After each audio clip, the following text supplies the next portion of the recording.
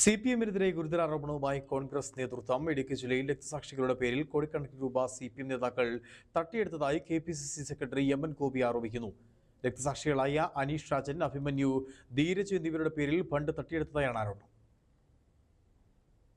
അവനവന് വേണ്ടിയല്ലാതെ ചോര ചീന്തി കുലംവിട്ടു പോയവൻ രക്തസാക്ഷി എന്നാണ് ഇടതുപക്ഷവും കമ്മ്യൂണിസ്റ്റ് പാർട്ടിയും രക്തസാക്ഷിയെ കുറിച്ച് വിശദീകരിക്കുന്നത്. നമ്മുടെ ജില്ലയിൽ ഉണ്ടായിരുന്ന അഭിമന്യു എറണാകുളം മഹാരാജാസ് കോളേജിൽ വെച്ച് ദാരുണമായി SDPIയുടെ വിദ്യാർത്ഥി സംഘടനയുടെ കത്തിക്ക് ഇരയാകുന്ന സാഹചര്യം ഉണ്ടായി. കേരളമെമ്പാടും വലിയ പണപ്പിരിവാണ്. കേരളമെമ്പാടും അഭിമന്യു എന്ന് പറയുന്ന വർഗീയതയ്ക്കെതിരെയുള്ള വിദ്യാർത്ഥി പ്രസ്ഥാനങ്ങളുടെ പോരാട്ടത്തിന്റെ മുഖമുദ്രയാക്കി അഭിമന്യുവിനെ ചൂണ്ടിക്കാട്ടി കേരളമെമ്പാടും വ്യാപകമായ പണപ്പിരിവ് നടത്തി. നമുക്ക് വട്ടവടയിൽ, ഇടുക്കി ജില്ലയിലെ വട്ടവടയിൽ ജീവിച്ചു വളർന്ന അഭിമന്യുവിന്റെ കുടുംബത്തിന് നാമമാത്രമായ പണമാണ് കൊടുത്തത്. നാമമാത്രമായ പണം.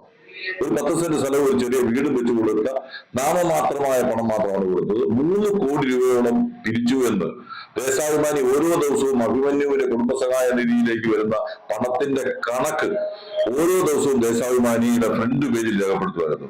എന്നാൽ ഈ പിരിക്കപ്പെട്ട പണം എവിടെ ചെലവഴിച്ചു എന്ന് കമ്മ്യൂണിസ്റ്റുകാർ വ്യക്തമാക്കും. നെടുങ്കണ്ടത്ത് അനീഷ് രാജ് കൊലപാതകം ഉണ്ടായി. അനീഷ് രാജിന്റെ കുടുംബസഹായ നിധിക്ക് പിരിച്ച പണം ആ കുടുംബത്തിന് ലഭ്യമായിട്ടുണ്ടോ? പൊതുസമൂഹം അതൊന്നും ആലോചിക്കേണ്ടതാണ്. ആ അനീഷ് രാജിന്റെ കുടുംബം ഇന്നും ദുർബലമായ സാമ്പത്തിക ചുറ്റുപാടിൽ കഴിയുകയാണ്. പിരിച്ച പണം കൊണ്ട് അനീഷ് രാജൻ മെമ്മോറിയൽ ഹാള് പണിയുമെന്നും മെമ്മോറിയൽ മണ്ഡപം പണിയുമെന്നൊക്കെയാണ് പ്രഖ്യാപിച്ചത്. പണം പിരിച്ചതല്ലാതെ ഒരു മണ്ഡപവും പണിതിട്ടില്ല. ധീരജിന്റെ ഇടുക്കി എഞ്ചിനീയറിംഗ് കോളേജിലെ ധീരജ് വകവുമായി ബന്ധപ്പെട്ട് ധീരജിന്റെ പേരിൽ പിരിച്ച പണത്തിന് കയ്യിൽ കണക്കുണ്ടായിരുന്നില്ല. വലിയ തോതിൽ സാമ്പത്തിക സമാഹരണമാണ് നടത്തിയത്. പക്ഷെ ധീരജിന്റെ കുടുംബത്തിനൊക്കെ നാമമാത്രമായ പണമാണ് കൊടുത്തിട്ടുള്ളത്.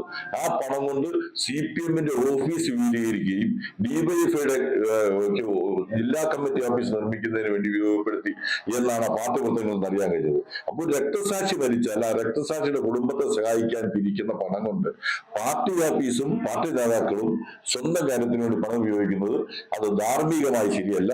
അത് കമ്മ്യൂണിസ്റ്റുകാർ ചിന്തിക്കേണ്ട കാര്യമാണ്.